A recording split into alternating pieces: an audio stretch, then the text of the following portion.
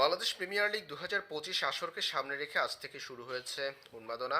ঢাকা পর্বের music fest শেষ হয়েছে ঢাকার মিরপুর শেরেবাংলা জাতীয় ক্রিকেট স্টেডিয়ামে।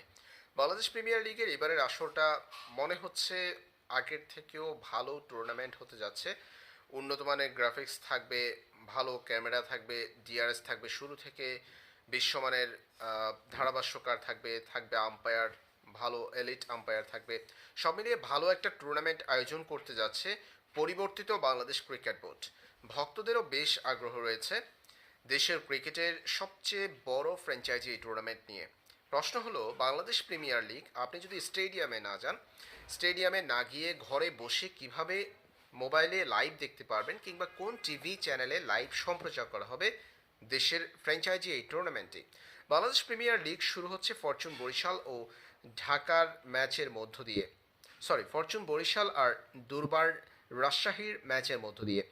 এই ম্যাচের মধ্য দিয়ে পর্দা উঠবে বিপিএল আসর। বাংলাদেশ প্রিমিয়ার লিগের আসর লাইভ সম্প্রচার করবে দেশের একমাত্র স্পোর্টস চ্যানেল টি স্পোর্টস। পাশাপাশি টি স্পোর্টসের অফিসিয়াল অ্যাপ, যেখানে আপনি সাবস্ক্রিপশন কেনার মাধ্যমে ম্যাচগুলো লাইভ দেখতে পারবেন। এছাড়াও আবার মোবাইলে লাইভ সম্প্রচার করবে, অর্থাৎ মোবাইলে আপনি আপনার হাতে থাকা স্মার্টফোনটি ব্যবহার করে র্যাবিট হোলের অ্যাপ এবং র্যাবিট হোলের ওয়েবসাইটে আপনারা সাবস্ক্রিপশনের মাধ্যমে বিপিএলের পুরো আসরের ম্যাচগুলো লাইভ দেখতে পারবেন। সেই ক্ষেত্রে একটা নির্দিষ্ট প্যাকেজের মাধ্যমে আপনাদেরকে এই সাবস্ক্রিপশনটা নিতে হবে, সেই প্যাকেজ কিনেই পুরো টুর্নামেন্টটা লাইভ দেখতে পারবেন।